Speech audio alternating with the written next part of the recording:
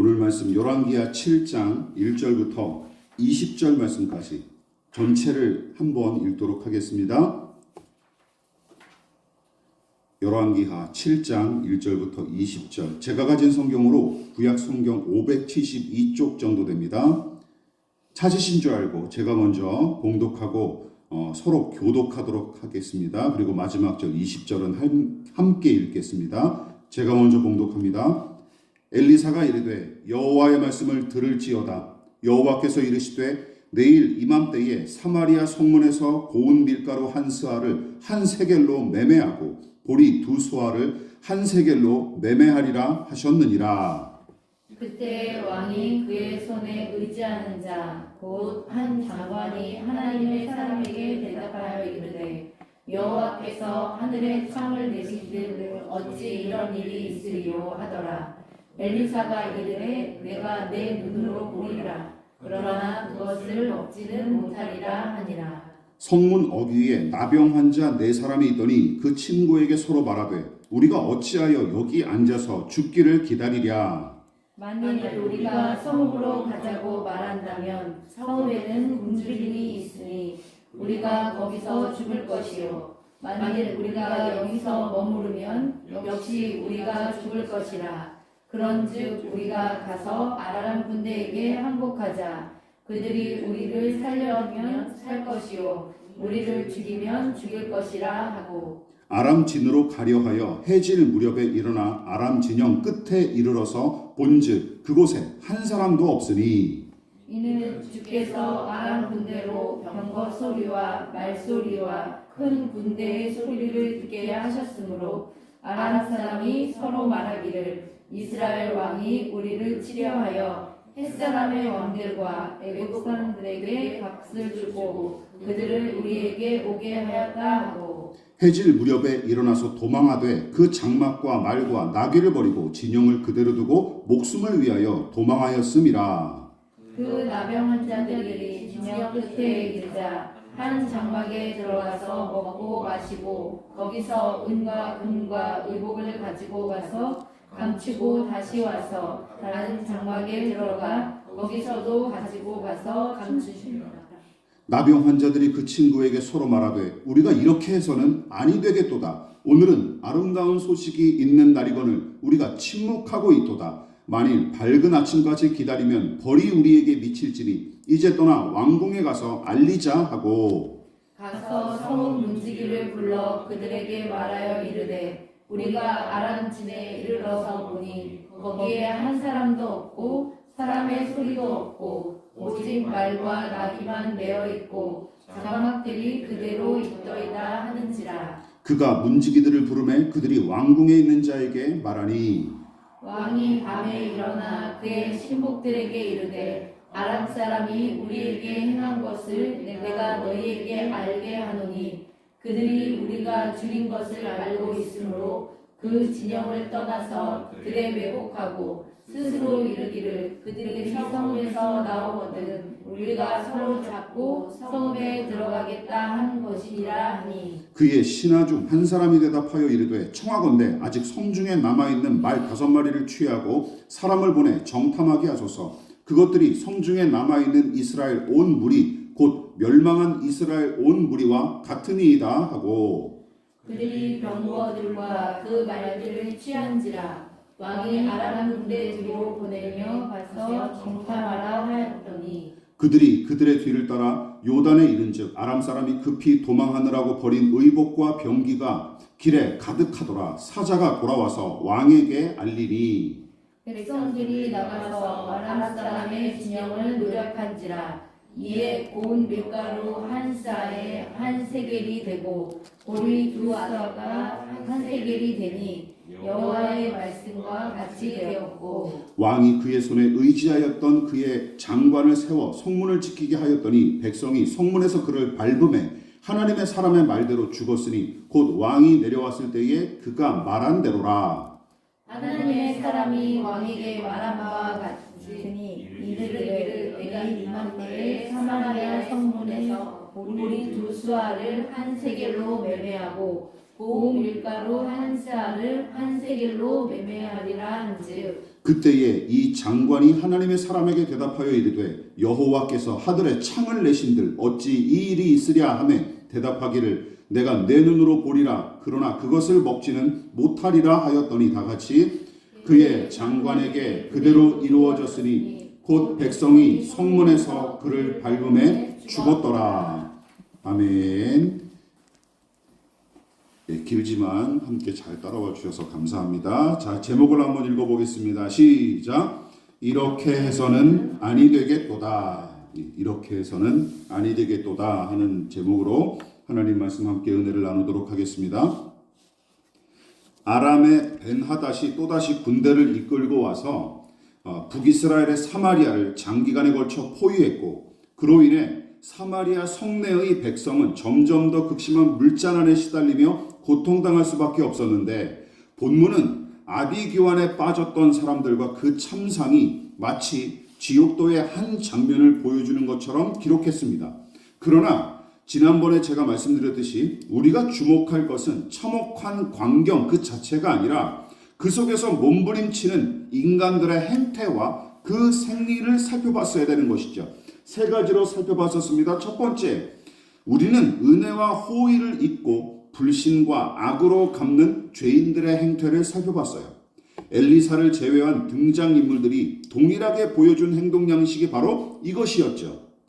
바로 이전에 받았던 은혜와 호의를 깡그리 잊어버린 것은 물론이고 심지어 어떤 사람들은 받은 은혜와 호의를 오히려 악으로 갚았다는 공통점이 사마리아 성내에 가득했었습니다.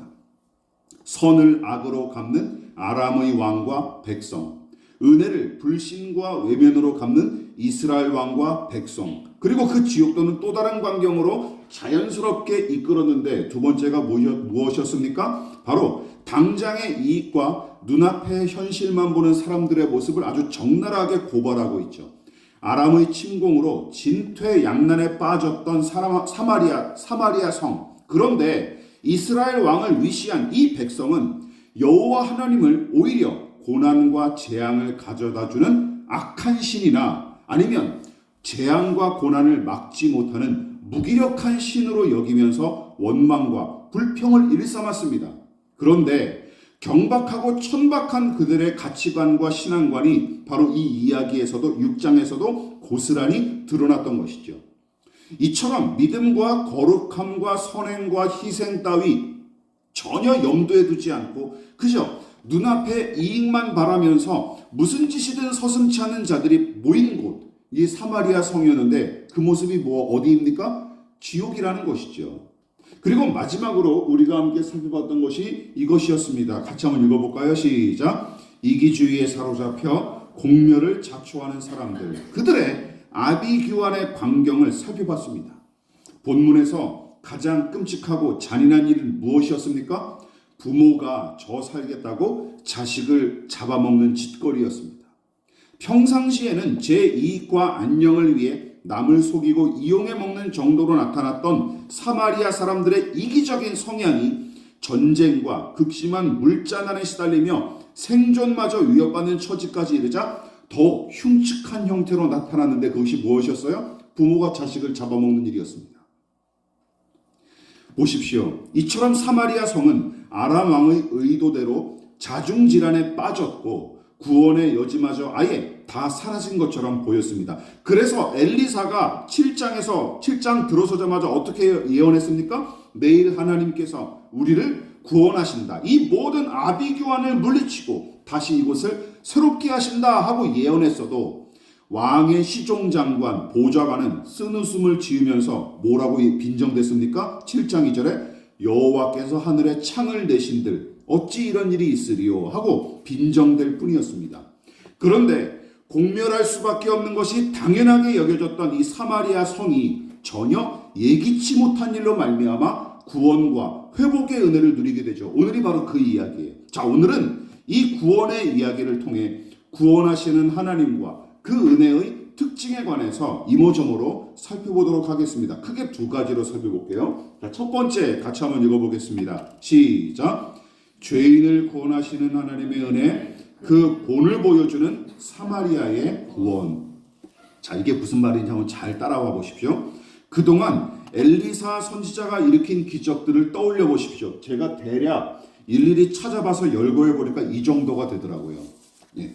대략 제가 직접 6장까지 직접 찾아낸 내용만 15개 정도의 기적이 등장해요. 숫자적으로 따지면 각 장마다 2개 이상의 기적을 일으킨 셈입니다. 이렇게 빈번하게 기적을 일으킨 선지자, 인도자, 이거 성경에서 거의 드뭅니다. 엘리사가 아마 독보적일 거예요. 근데 아직 엘리사의 이야기는 끝나지 않았거든요. 이제 반 온 거예요. 엘리사의 이야기가. 그만큼 엘리사 선지자는 주로 신기하고 놀라운 기적을 통해 하나님의 뜻을 계시하고 전달하는 역할을 감당한 선지자로서 등장한 것이 특징이에요. 그러므로 제가 여러 차례 강조했듯이 성경에 기록된 기적 이야기 그 자체의 신기함과 효력만 바라보면 안 되는 것입니다. 그리고 이 기적이 가리키는 것과 의도하는 바가 무엇인지 살피는 것이 더 중요하다는 것이죠. 자, 이쯤에서 기적의 특징에 관해 좀 더 우리가 깊이 생각해 볼 필요가 있습니다. 자, 기적이 무엇입니까? 국어사전은 기적을 가리켜서 2가지로 정의했습니다. 첫 번째가 뭡니까? 상식적으로는 생각할 수 없는 아주 기이한 일. 두 번째로는 종교적인 정의죠. 신의 힘으로 행해졌다고 믿는 일. 똑같은 얘기입니다. 사람이 할 수 없으니까 신이 하신 걸로 이제 생각하는 거죠. 자, 이거를 다른 말로 표현하자면, 긍정문으로 표현하자면 인간의 생각과 자연 법칙을 초월하여 일어나는 일임을 의미하고, 부정적인 표현으로는 어떤 얘기예요? 실제 현실에서는 일어날 가능성이 없는 일을 의미할 때 기적이라고 쓰는 것입니다.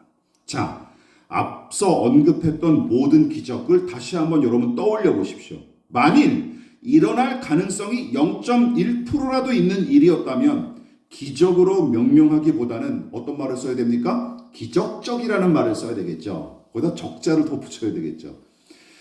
기적에 가깝다라는 거죠. 기적은 아닌 거죠. 얼마든지 일어날 가능성이 있기 때문에 우리가 그런 일이 일어나면 무슨 말을 쓰는 거야? 야, 기적적으로 살아났다라는 말을 쓰는 것이죠. 근데 기적은 다른 거예요. 기적은 전혀 차원이 다른 일입니다. 왜냐하면 자연 법칙을 거스르고 인간의 이성을 거스르는 일이기 때문입니다.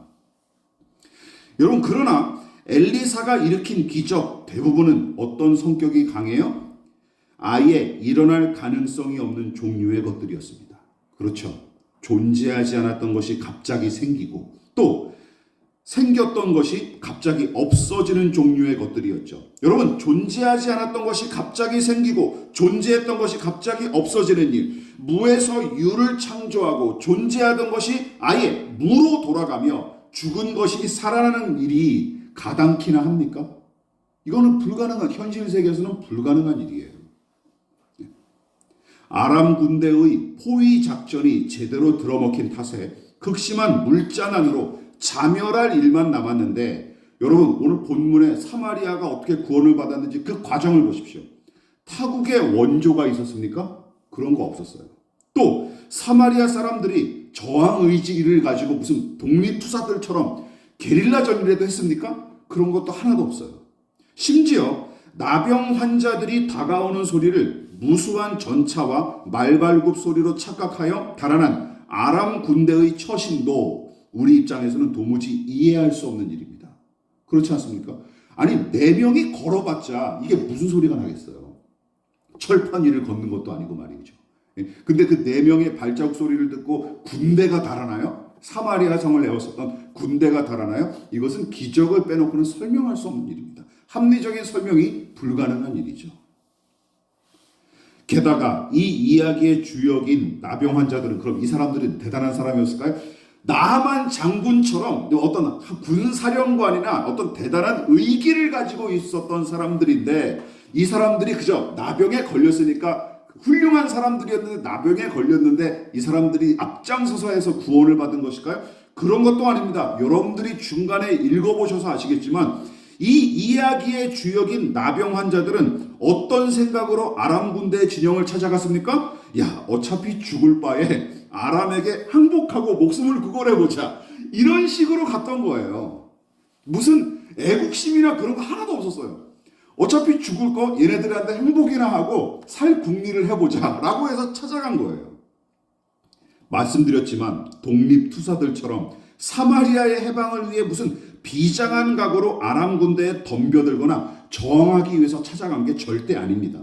그러니까 상식적으로나 현실적으로는 사마리아의 패망과 멸망이 명약관화했으나 하나님께서 구원하시기로 작정하셨기에 사마리아는 회복과 구원을 얻을 수 있었을 뿐입니다.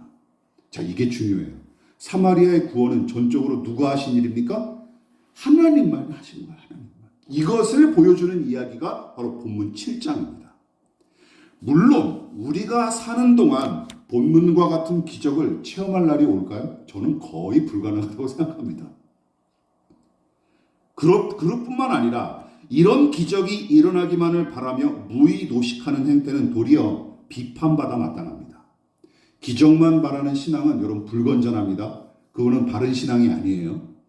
무엇보다 이 이야기에 담긴 기적의 원리를 고스란히 담은 일이 바로 무엇이냐? 여러분, 이 이야기가 고스란히 적용해도 다 딱 들어맞는 이야기가 한 가지, 딱 들어맞는 게 있는데요. 그게 뭐냐면 죄인의 구원입니다.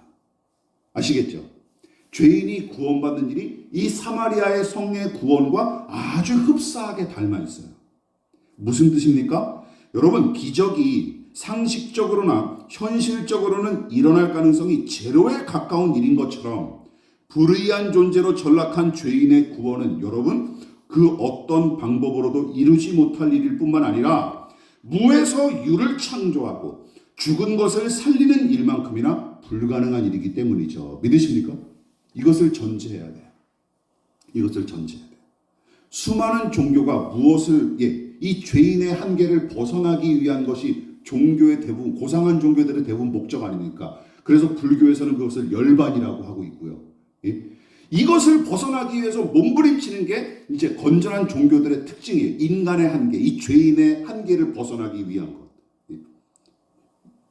인간의 부조리를 극복하기 위해 노력하는 것. 이게 종교의 건전한 특징이거든요.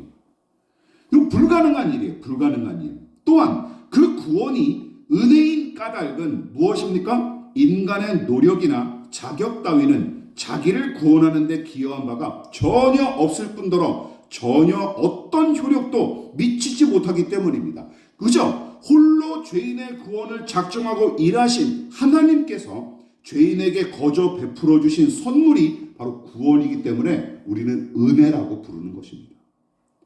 여러분, 멸망과 공멸을 앞둔 사마리아를 보십시오. 아람 군대는 병든 초식동물이 죽을 때까지 기다렸다가 잡아먹으려는 하이에나 떼처럼 사마리아의 파멸만 기다렸고 사마리아의 백성은 살 소망조차 잃고 짐승보다 더한 모습으로 서로를 잡아먹는 지경까지 이르렀습니다.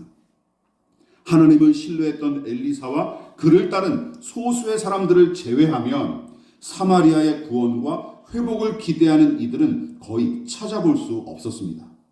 그래서 사마리아의 멸망과 파멸은 당연한 수순처럼 보였습니다. 그리고 본문의 이야기는 마치 죄에 빠진 인간이 맞닥뜨리게 될 운명을 아주 드라마처럼 생생하게 보여주는 것이죠. 이야기로 죄인의 구원이 사마리아라고 하는 이 실체를 통해서 아주 분명하게 보여주고 있다는 것이죠. 여러분 기억하십시오.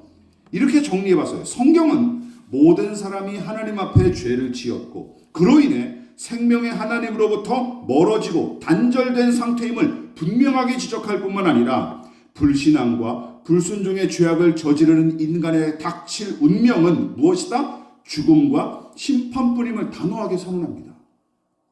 게다가 사마리아의 백성처럼 파멸을 앞두고 당장 만족할 일만 급급한 채 살아계신 하나님을 외면하고 아무 소망 없이 살아가는 존재가 누구다? 죄인의 실체라는 거예요. 죄인의 생명. 즉 죄인은 죄와 허물로 인해 더러워지고 망가졌으며 이미 영적으로 죽은 존재, 하나님을 거스르고 대적함으로 하나님과 원수된 존재, 그래서 하나님의 진노와 심판을 자초하는 존재인 것이죠. 그런데 도무지 이해할 수 없는 일들을 통해 구원을 얻은 사마리아, 오늘 본문의 사마리아처럼 죄인의 구원도 어떻게 이루어지는 거예요? 영적으로 죽었던 사람이 다시 살아나고 물이 변하여 포도주가 된 것처럼 더러운 죄인이 거룩한 의인으로 변화하고 죄와 마귀의 종로로 타던 처지에서 하나님의 종이자 일꾼으로 부름을 받으며 하나님을 대적하던 원수가 그분의 자녀로 입양되는 기적, 여러분 이것이 기독교 신앙에서 이야기하는 구원이고 그 구원은 누구만 하신다? 하나님만 홀로 이루시고 거저 베푸신 이르기에 우리는 그것을 무엇이라고 부르는 거예요? 은혜라고 부르는 것입니다. 믿으십니까?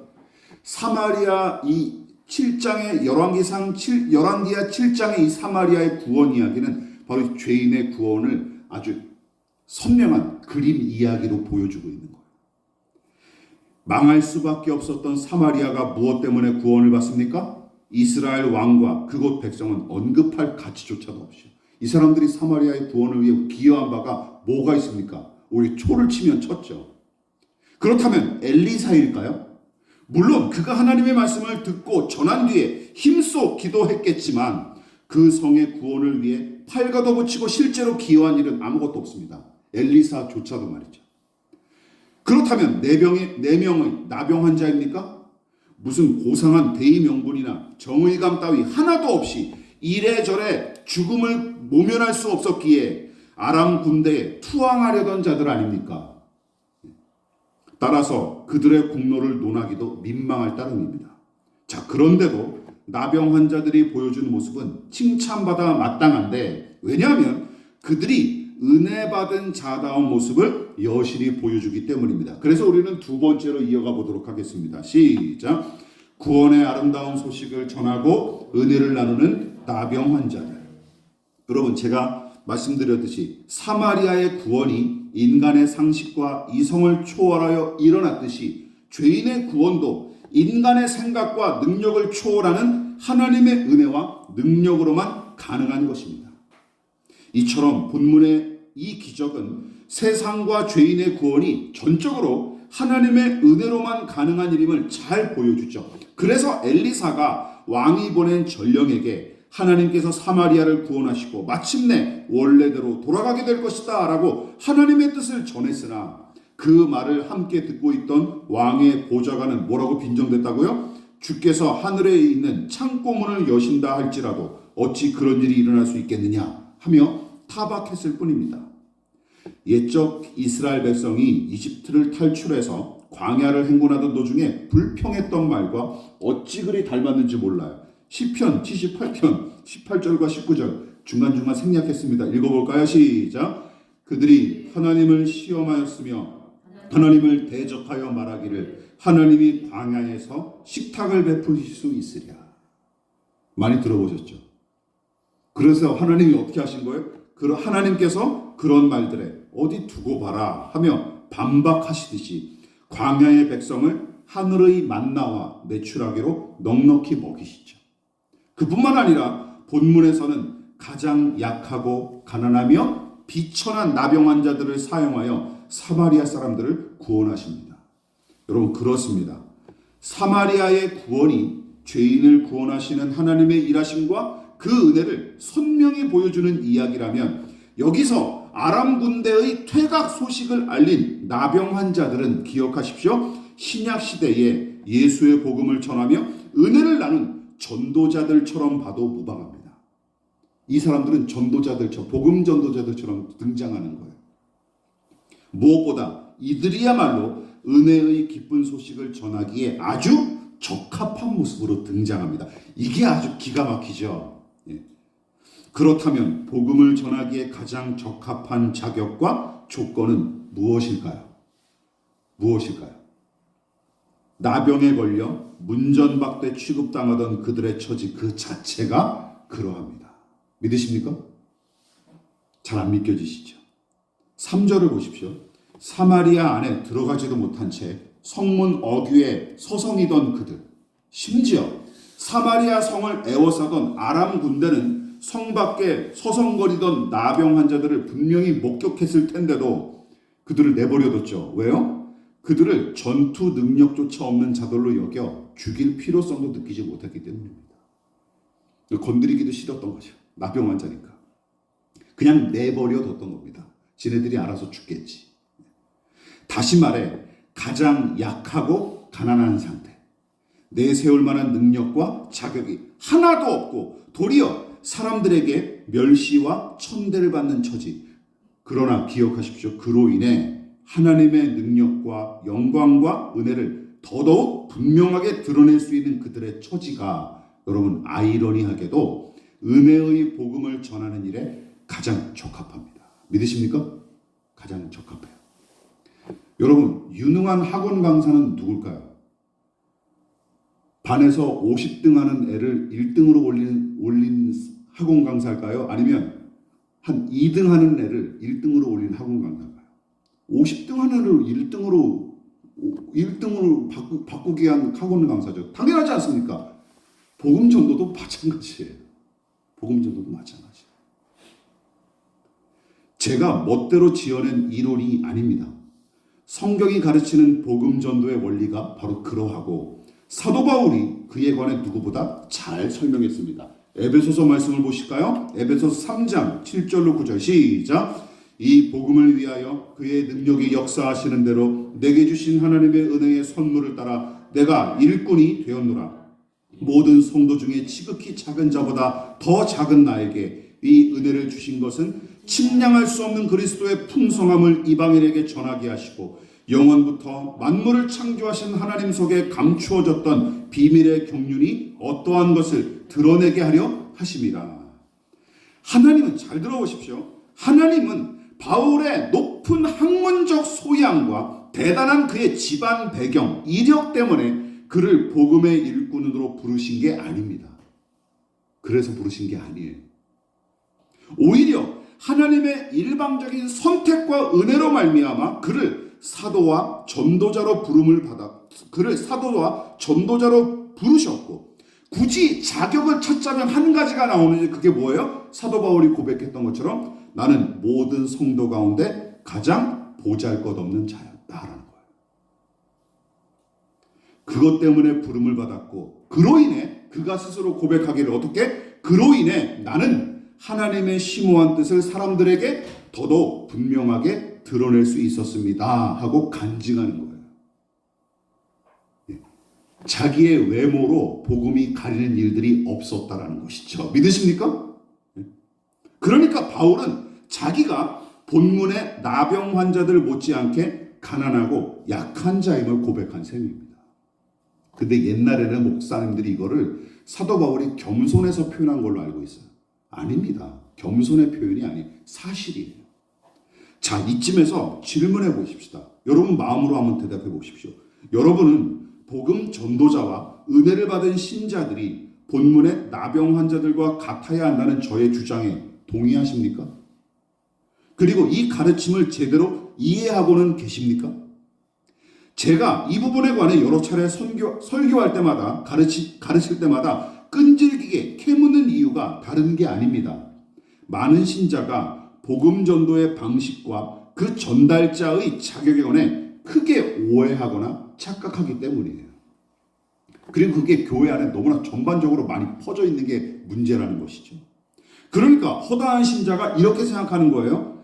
불신자에게 복음을 전하고 그들을 예수께로 인도하려면 어떻게 해야 된다고요? 복음을 전하는 당사자와 교회가 그들에게 매력적으로 다가가야 효과적이다라고 생각하는 것이죠. 우리 그런 생각 많이 가지지 않았습니까? 예. 그러니까 불신자들을 매료시킬 만한 매력을 복음 전도자나 목사나 선교사가 가져야 되고, 또 교회도 그런 불신자들을 매료시킬 만한 시설과 컨텐츠를 가지고 있어야 복음이 더 잘 전달될 것이다. 그들이 다 예수를 잘 영접할 것이다 생각했다라는 것이죠. 여러분, 이러한 생각을 거의 교리처럼 신봉하고 거기서 더 나아가 그런 방식으로 복음을 전하기 위해 하는 일이 뭐예요? 신자와 교회가 그럴듯한 외모와 자격을 갖추려고 안다라는 것이죠.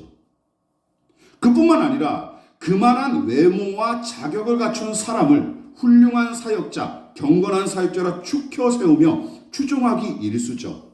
자금의 기독교계를 돌아보십시오. 어떤 목회자와 선교사, 어떤 사역자를 사람들이 존경하고 추종합니까?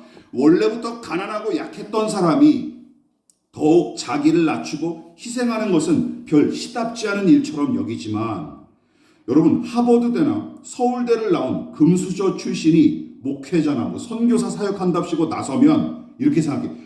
굉장한 희생을 감수하시는구나. 굉장한 희생을 하시는구나 라고 생각하는 것이죠. 그리고 다짜고짜 우러러보는 경향이 강합니다. 그러나 성경은 기억하십시오. 복음 전도자의 외모나 이력 따위에 관심이 없습니다. 믿으십니까? 성경은 그런데 관심이 없어요. 그리고 그런 것을 갖추라고 가르치거나 강요한 적도 없습니다. 없습니다. 우리가 안달할 뿐이죠. 우리가 그런 식으로 바라보고. 오히려 은혜의 복음은 기억하십시오. 가난한 자와 약한 자, 애통하고 목마르고 굶주린 자, 만물의 찌꺼기와 쓰레기처럼 취급당하는 자, 고운 모양이나 훌륭한 풍채도 없고 사람들 보기에 흠모할 만한 아름다운 모습이 없는 자, 이사야서 53장 예수님에 관한 예언이죠. 그런 사람들을 통해 전해지고 그 효력을 발휘했습니다. 믿으십니까?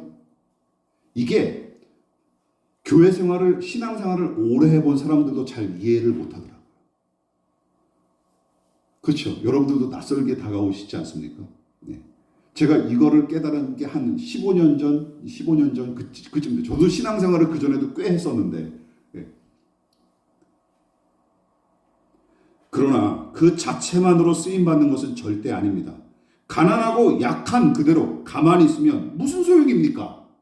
본문의 나병 환자들은 그런 면에서 또한 더 나아가 좋은 본보기를 보여주죠. 물론 처음에는 제가 아까 말씀드렸듯이 아람 군대가 달아난 사실을 확인한 뒤 그들이 버리고 간 음식을 자기들끼리 먹고 마셨을 뿐만 아니라 어떤 일도 벌렸어요? 은과 금 그리고 의복을 비롯한 물건들을 막 챙겨가지고 은밀히 숨겨뒀어요. 나중에 우리가 챙기자, 한몫 잡자 해가지고 4명이서 그 많은 물건들을 전리품들을 수거해가지고 자기들끼리 숨겨뒀단 말이죠.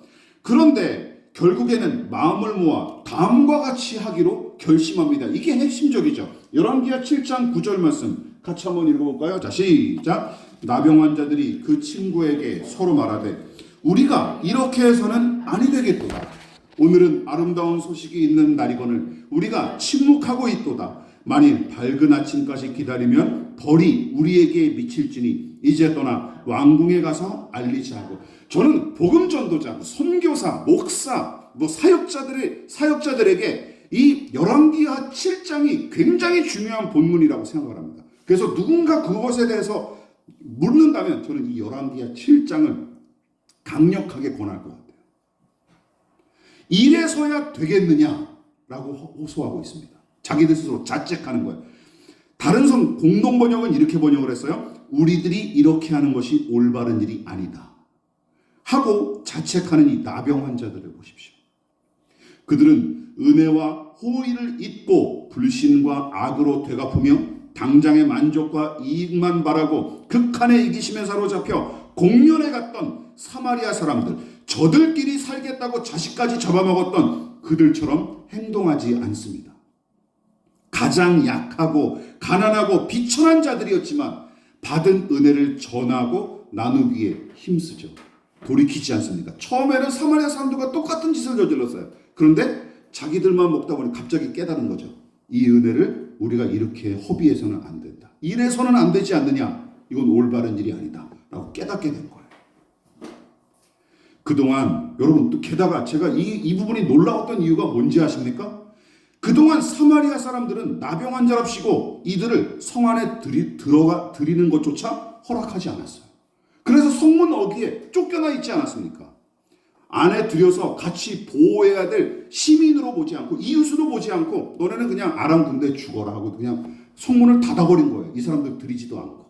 근데 이 사람들이 어떤 생각을 가지고 있어요? 야, 그래도 우리는 동족을 살려야 되지 않겠냐라고 생각했던 것이죠. 나병 환자들은 그들의 악을, 사마리아 사람들의 악을 악으로 갚지 않고 오히려 거저받은 은혜를 거저 나누며 선을 행합니다. 이 얼마나 아름다운 모습입니까? 얼마나 아름다운 모습입니까? 이게 복음 전도자의 자세여야 됩니다. 믿으십니까? 복음을 먼저 받은 자, 은혜를 받은 사람의 모습이어야 한다는 것이죠. 그래서 저는 그동안 내내 주목만 받았던 엘리사 선지자가 본문에서는 은혜를 받은 자답게 아름다운 소식을 전하고 나눴던 나병 환자들을 위해 그 주인공의 자리에서 한 발짝 뒤로 물러난 것처럼 보였습니다. 말씀을 마무리하도록 하겠습니다. 그러나 나병 환자들을 중심으로 전개된 이 아름다운 구원의 이야기에 여지없이 마지막으로 초를 치는 인간들이 등장해서 다시 한번 눈살을 찌푸리게 합니다. 누구일까요? 앞서 말씀드렸듯이 이스라엘 왕과 그의 보좌관입니다. 왕의 보좌관은 엘리사의 예언을 대놓고 무시했다가 나중에는 성문에 깔려 죽임을 당했고, 이스라엘 왕은, 여러분 이게 중요해요. 이스라엘 왕은 나병 환자들이 전한 승리와 이 해방의 소식을 전해 듣고서도 굶주린 백성을 살리려고 신속하게 조치하기는커녕 그 와중에도 무슨 짓을 저질러요? 굶주린 백성을 통제한답시고 성문을 닫아버리려고 했습니다. 17절에 나오죠. 성문을 막아버렸어요. 그러자 성난 백성이 그냥 성문을 뚫고 그냥 지나가 버리니까 성문을 지키던 그 왕의 보좌관이 거기에 깔려 죽은 거예요. 이런 일이 벌어진 거예요. 보십시오. 도대체 백성을 위하는 마음은 눈꼽만치도 찾아볼 수 없는 이 왕이고, 또한 굶주린 개떼처럼 물불 가리지 않는 사마리아 사람들의 행태도 달라진 게 하나도 없습니다. 오직 이 4명의 나병 환자들만이 타인과 이웃의 처지를 생각하고 먼저 얻은 놀라운 은혜와 유익을 나눈 사람도 오직 그들밖에 없습니다. 여러분, 우리는 누구고 어디에 속한 사람입니까? 어디에 속한 사람입니까? 본문의 나병 환자들처럼 가난하고 약하고 비천한 처지에 놓여 살아갈지라도 사마리아 사람들보다는 낫지 않을까요? 나병에 걸렸을지라도. 그리고 그들이야말로 가장 그리스도인다운 사람들이 아닐까요? 그렇지 않습니까? 죄인의 구원과 하나님 나라의 완성이 어떻게 이루어지는지 보여주는 이 사마리아의 구원 이야기, 또한 은혜의 기쁜 소식을 전하는 자의 합당한 자세와 태도가 무엇인지 좋은 본보기를 보여주는 4명의 나병 환자 이야기, 구원과 죄인의 거듭남과 하나님 나라 등에 관한 내용이 여러분에게 혹시 모호하게 여겨지거나 추상적으로 와닿을 뿐이라면 오늘 열왕기하 7장의 이야기를 떠올리시고 이 내용을 깊이 묵상하시기를 부탁을 드리겠습니다. 이렇게 하나님의 구원이 은혜로 이루어지는 거구나. 먼저 은혜를 받은 사람, 복음을 전하는 자는 이렇게 전해야 되는구나 라고 이 4명의 나병 환자들을 주목하고 묵상하시기를 바랍니다. 그리고 어떤 처지에 놓였을지라도 하나님의 은혜를 생각하고 그분의 영광을 드높일 수 있기를, 내 이익과 만족만이 아니라 이웃의 유익까지 생각하며 기꺼이 섬기고 나눌 수 있는 나병 환자들일지라도 그 기쁜 소식을 함께 나누기로 작정하여 아름다운 행실을 펼쳤던 그들의 모습이 저와 여러분들의 삶 속에 나타날 수 있기를 진심으로 부탁을 드리겠습니다.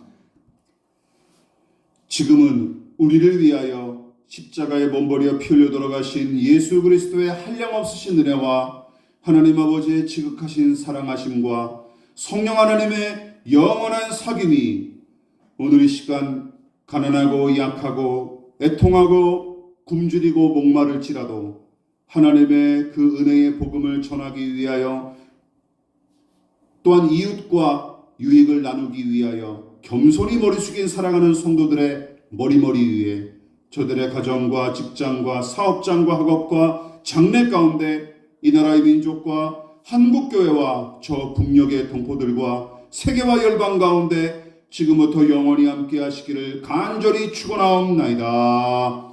아멘.